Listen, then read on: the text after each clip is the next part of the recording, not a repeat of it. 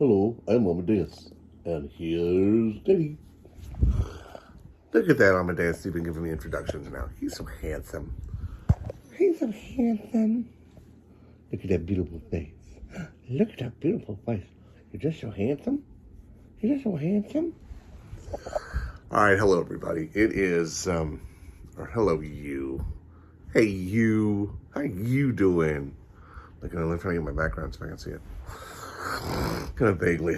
It's not a beard, I don't know if I told you that or not. Anyway, okay, so, it's actually, once again, the morning after the day of, if that makes any sense. That should be a movie. The morning after the day of. Part 1. Okay. So, instead of Saturday the 14th, it's Sunday the 15th, and it's like 3:30 in the morning, Central Time. So, I didn't make anything, last night because I was asleep. So, if I stay up for extended periods of time, which works with everybody, then, and I push myself to stay awake for that long, when I go to sleep, I kind of crash out in ways, probably not as good as if I didn't, but, or maybe that's what I need to do is just push myself, but I have to stay in kind of in constant motion, for me not to be just completely drained, right? So, got up at about 9 o'clock. No, before that.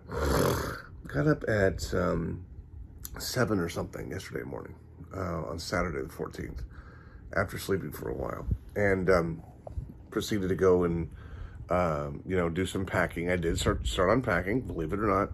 I did start unpacking. As a matter of fact, I broke down some of these, I have collapsible shelves that are pretty cool. I can't remember what the brand is, but basically you could kind of build them. You're supposed to build them in the normal way where, it's like a little tiny bookshelf, a thinner bookshelf. But, I've been able to build them out into being, kind of wider or even too deep because they use these clips to clip together. The big thing is you can't put a lot of weight on them. Like I've put some weight on them and they've held up, fairly well, like a case of water, but they don't hold together super well, without, a lot of you can't stack them high. So for example, if I was to stack them really high and create them too wide instead of just one wide, the support system for it would be smaller. So, the support system would be weaker because it's distributed over a larger space. So, my brain's probably not functioning properly enough to explain it, but they're great shelves and collapsible shelves, meaning that you don't ever have to worry about moving furniture again. You could break them down, put them in a box, and it'll travel pretty well. So they make it to where when they sell it to you, if you look on Amazon, which is where I've got it on Amazon, the shelf is 12 cubes, and it's designed for those little fabric drawers, cube fabric drawers. If you've ever seen those before, you'll probably see it at some point because I'll probably make something that can be used to look at about them. But essentially, they're designed to use those little cube drawers if you wanted to, or just to set stuff inside of them. But it's I think it's 3 high by 4 wide, or maybe it's 4 wide by 3 high. Anyway, you're not supposed to put crazy amounts of weight in them because they are using these little round clips to stay together.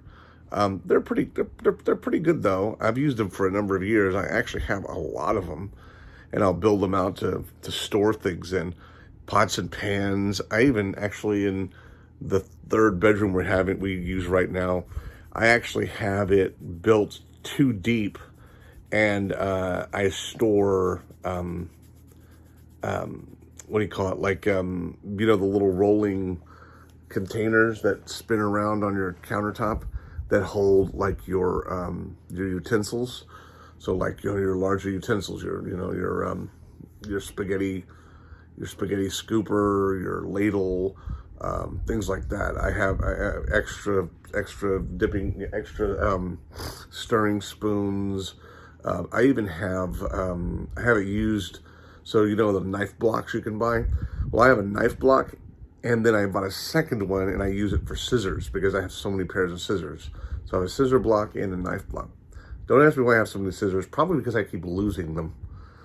and I guess I could give them away, but I bought a scissor block for them because I'm an idiot, and I guess that's just the way it is. And so now I have a scissor block. I probably would scare the hell out of a lot of women if they came into your house and saw that you had so many freaking scissors. But you know, I don't have any women coming over, and maybe if a psychopath comes in and they really want to, hurt me, and they see all the scissor block, they might go, well, you know what? Maybe I'll just go ahead and go home. This is the wrong apartment. That and my bat. Anyway. So I did do a little packing because, did I get off a tangent there? I think I did. So I did do a little bit of packing. But so yesterday, after I did a little bit of packing in the morning, my roommate and I went to a lunch. We had a lunch with some folks who work at the local NFB organization. They're the president and one of the vice presidents, and was super happy to get a chance to chat with them and have conversations. They're really nice people. I'm going to do an interview with the president at some point about NFB and his experience and what he wants to do with it. And then I'm also would like to do an interview with them as a couple for Access Today, my podcast, where I talk to them about, their experience as a blind couple, choosing to be a blind couple. Because if you don't know this, if you're, don't happen to be sight impaired or happen to be someone who has a sight impaired family member, I can't speak full sentences today. One of the things that does tend to happen is family who are not sight impaired encourage you to try and find someone who is not sight impaired to be with you, to be your significant other, because they feel like you're going to need someone to take care of you pretty much, and for the rest of your life as well, because they feel like they're the ones taking care of you, which they may very well be. Hey, I think I just did a Negan line, which you very well may be. But it's not necessarily reality. I mean, yes, there are things you cannot do if you cannot see, but it doesn't mean that that's the reason you're supposed to have a significant other that is blind or completely sighted. Because, the world finds the way to work the way the world finds a way to work. And, no two people are the same. You want someone who can understand your plight, and also appreciate you for what you bring to the table. And you don't want someone to feel like they're with you or that you're with someone because you need someone. You want someone to be with you, and you want to be with someone because you enjoy their company. You feel like they complement your life. You share, common thoughts on things. And that's the reason you should get into a relationship. But it's not often why people get into a relationship. I'm guilty of it just as much as anybody else. I've admittedly dated a number of women who were not, who had no sight issues whatsoever. They also ended up being very eccentric characters in some ways, a lot of them.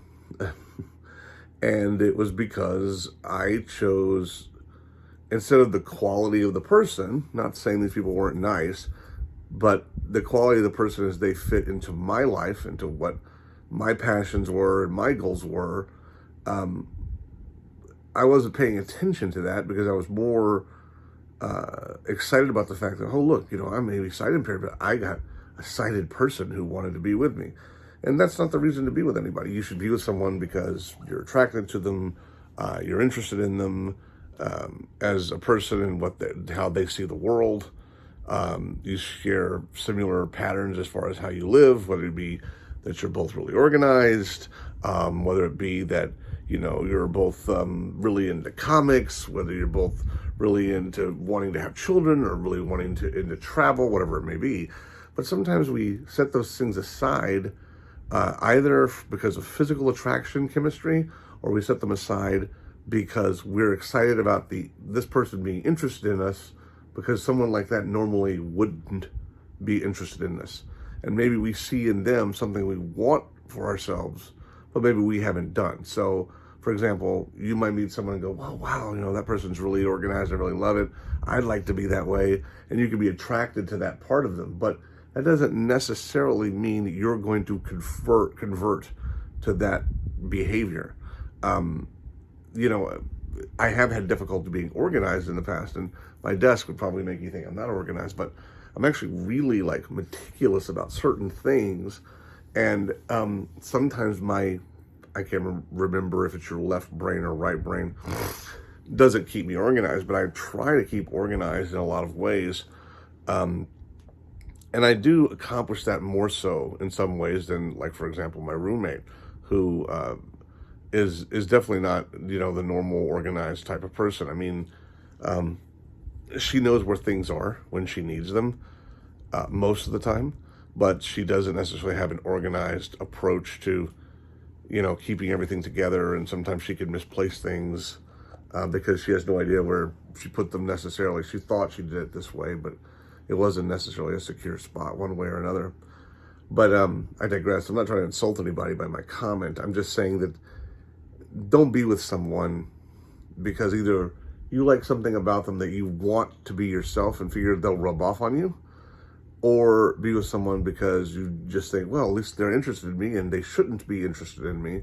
Be with someone because you share similar philosophies, whether it be political or religious, and you're happy in their company and you don't feel like they're going to pressure you or bring you down. I mean, that's why so many relationships end, is because people get into that position where, as you already, I'm sure, could, agree, where people just, they thought something was going to work well because of the physical chemistry, that everything else would work itself out later on.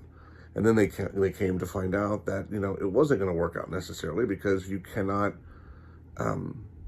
you don't want to get into a relationship planning to change yourself or expecting to change the other person.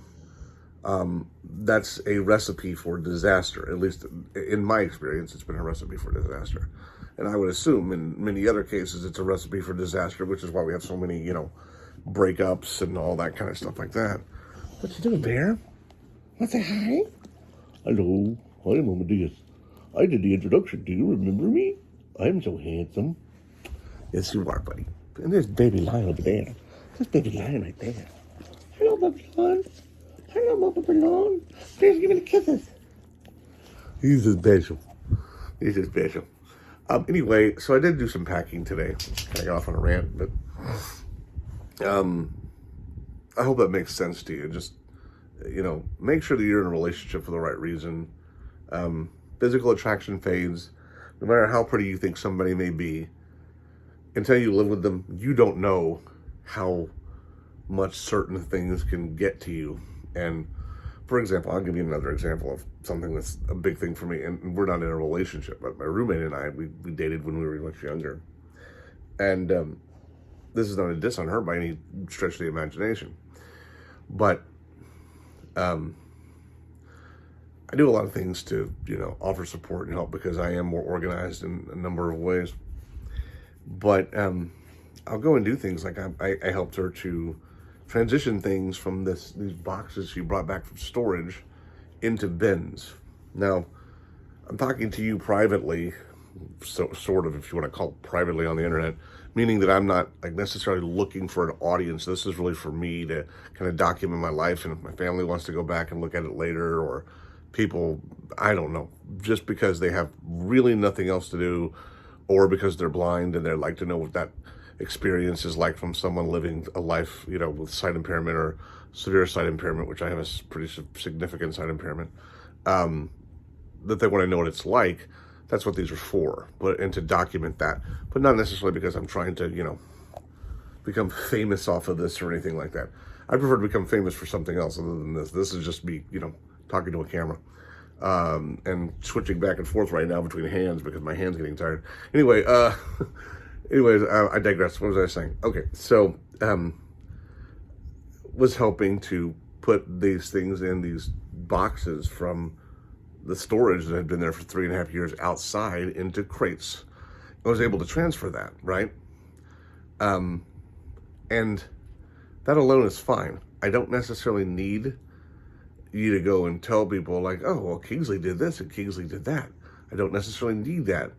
But what does kind of tick me a little bit is And instead of just saying, yeah, busy, a lot of stuff to pack,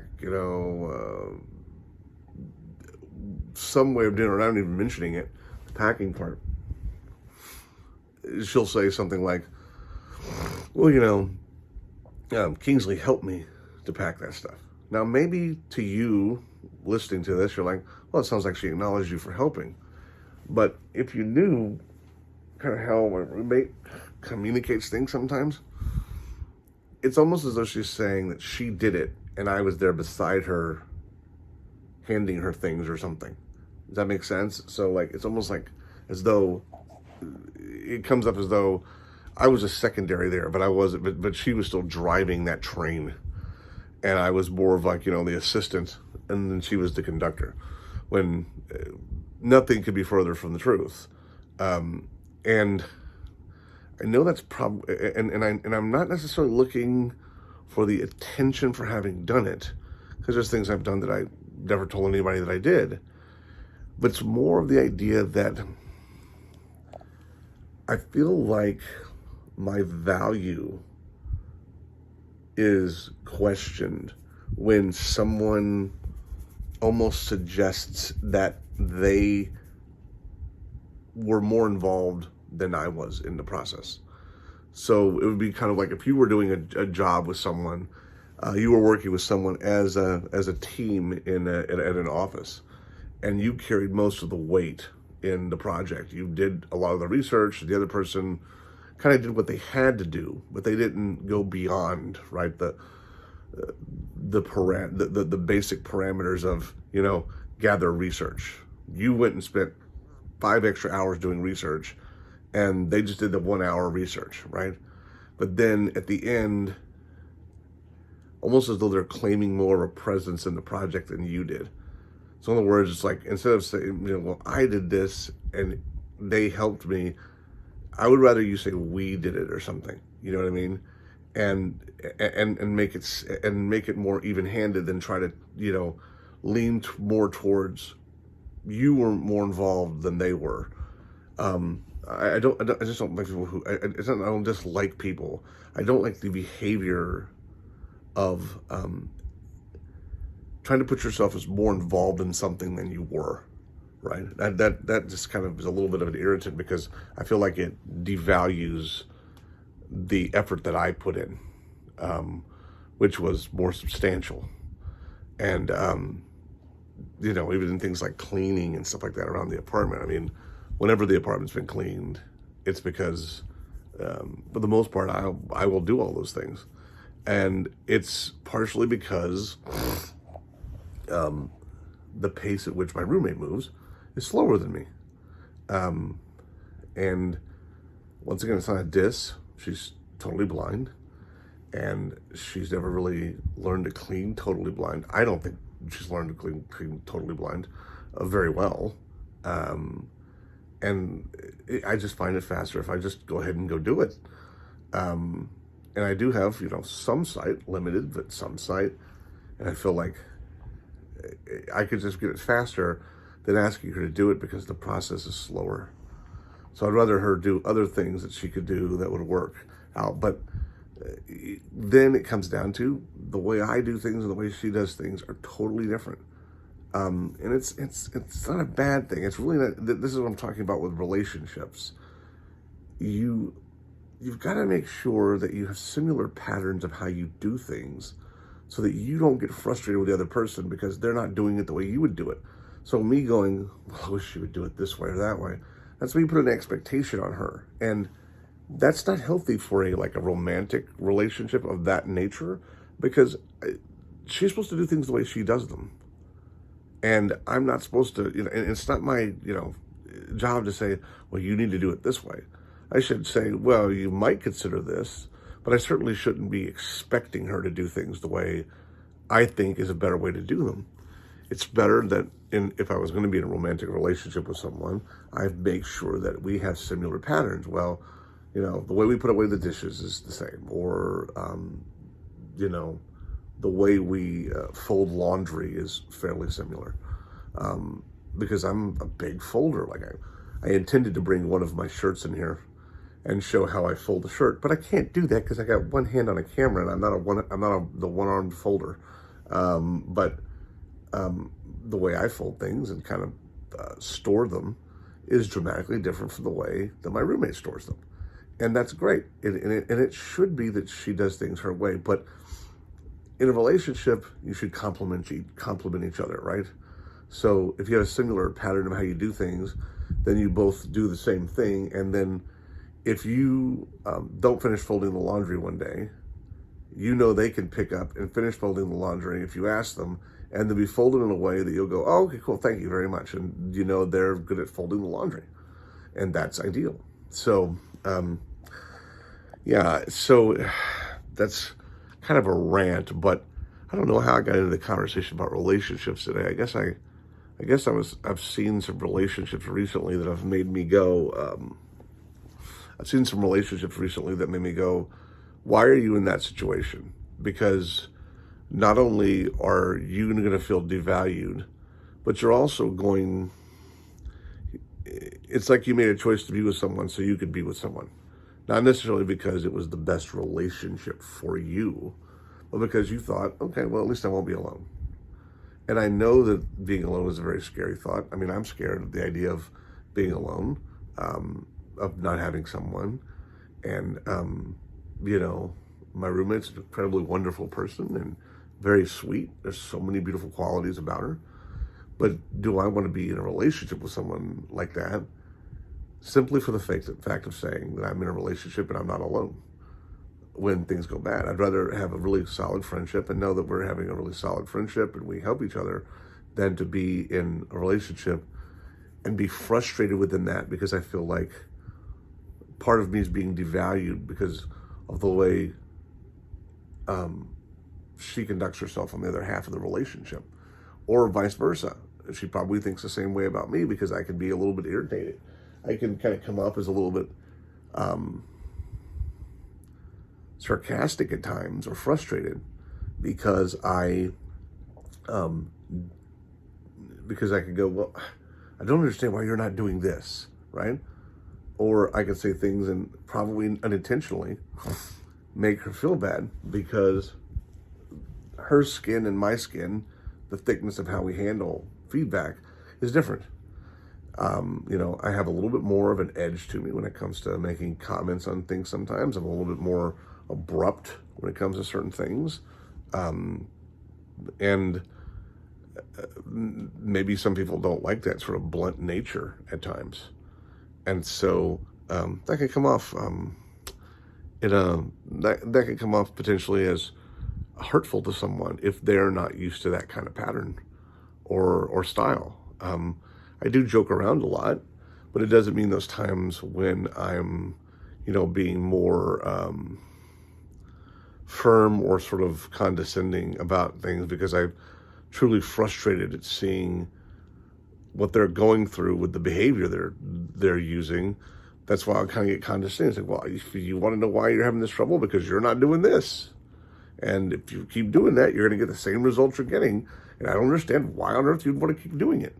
Well, that could be condescending and hurtful to someone if they feel like they're not thinking of things in the same way that I'm thinking of them. And that's not necessarily a good thing. I'm trying to be thoughtful of that because I truly don't want people to change for me. I want my friendships and potentially any relationships to be complements to my life and accept the differences I have with other people. And I do for the most part. But I think when you live with someone, you become more attentive to the differences between you than you do to the compliments, especially if you're thinking, oh, well, I wonder if I should just be in a relationship with this person. Sometimes you go, well, maybe I should just accept this and do that.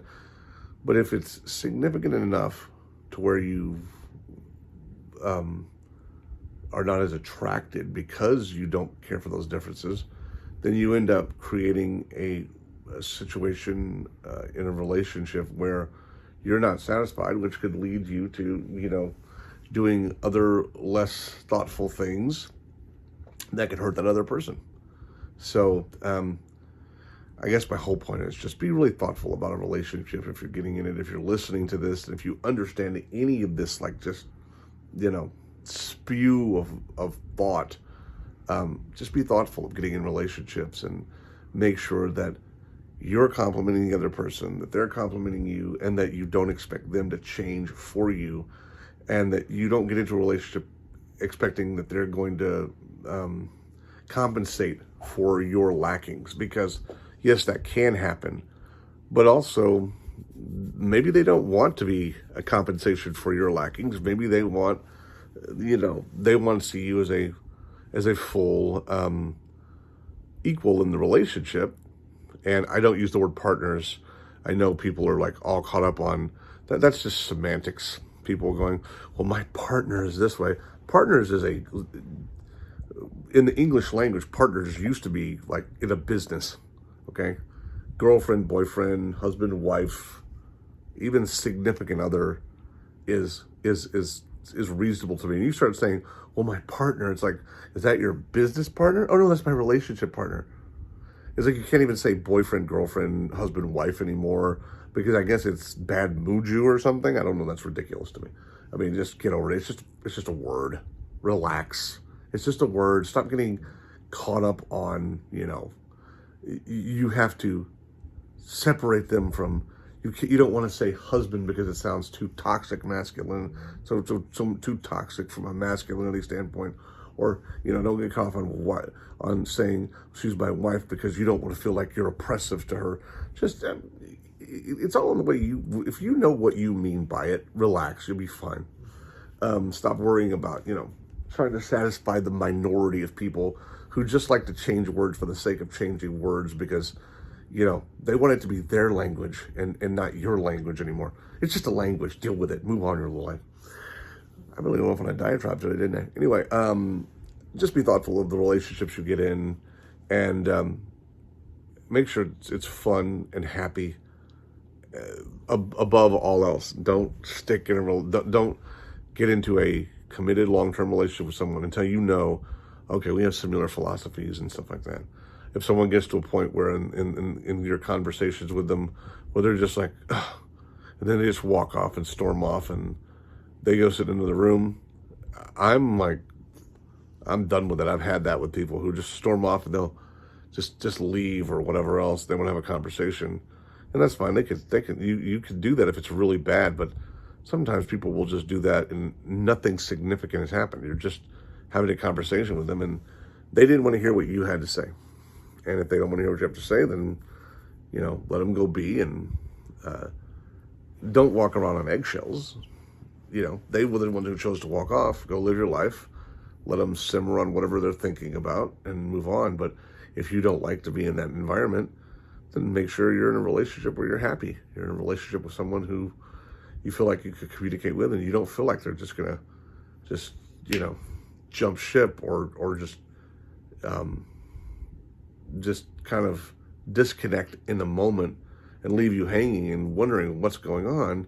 It was the uncertainty. I had that in relationships where I was the uncertainty of what is going on here. Like the person would just drop off and, or they would become, very distant at times.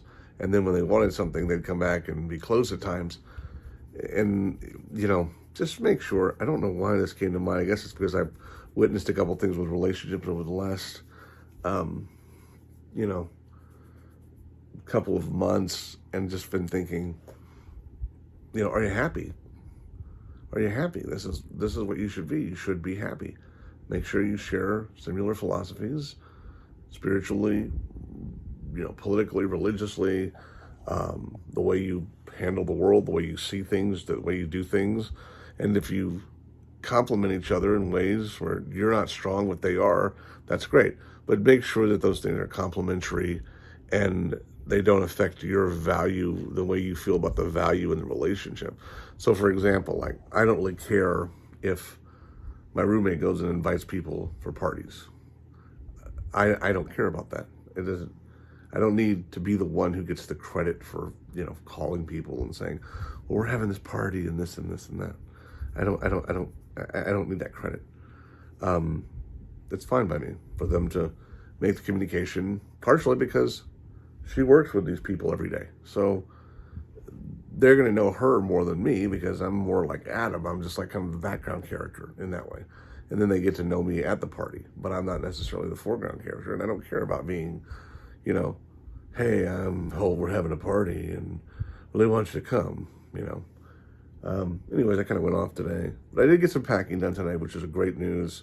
Got started on the packing. And I got a bunch of my, one of the shelves I had in there, which was 1, 2, 3, 4, I think it was 7 or 8 high, probably 7 high. I got the stuff out of it and I collapsed the shelf and I kind of wrapped little sections of it. And so I was really happy to do that. Get some clothes into one of those plastic bins that can be moved. And it's one of those like Sterilite drawers. If you've ever seen those, the little 3-tier drawers you can get from like Walmart in black or white. Sometimes you can find them in cool colors like blue and red and I don't know, purple. I have no idea. But the ones that we see locally here are red and are black and white normally, and they're drawers, and you can fit a lot in them. Actually, they're really cool drawers, and they're a better deal when you compare them to like those big tubs that are like 18 gallons because you got to take out the lid, dig through this stuff, and all that. This way, it's more organized and more of a daily use type of thing versus being just like, oh, it's in storage. So glad I got started on that. Definitely have a lot more to do. So this should be 47 days from today is the 3rd. Computer, how many days until March 3rd? March 3rd is in 47 days. 47 days. So got 47 days. What do it here? Okay. So 47 days from today. And the 3rd really is the start, the movie day. So as you know, we need to be ready to go. So we're literally little over 6.5 weeks. All right, I'm done. You'll see me later today. You will see me later today. I'll see you later today.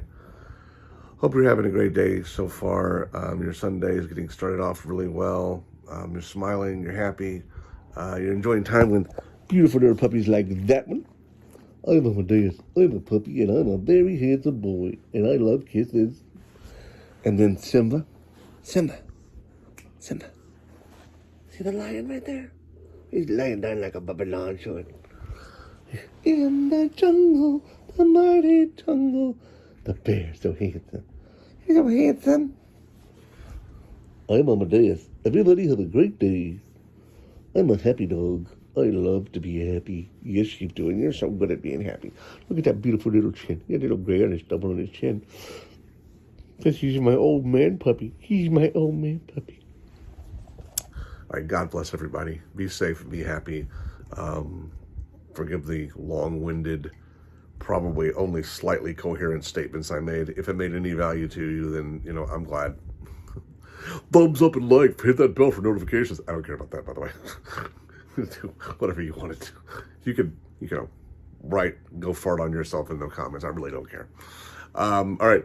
Take care of yourself. And have a great day. God bless. And I'll see you soon. Be well.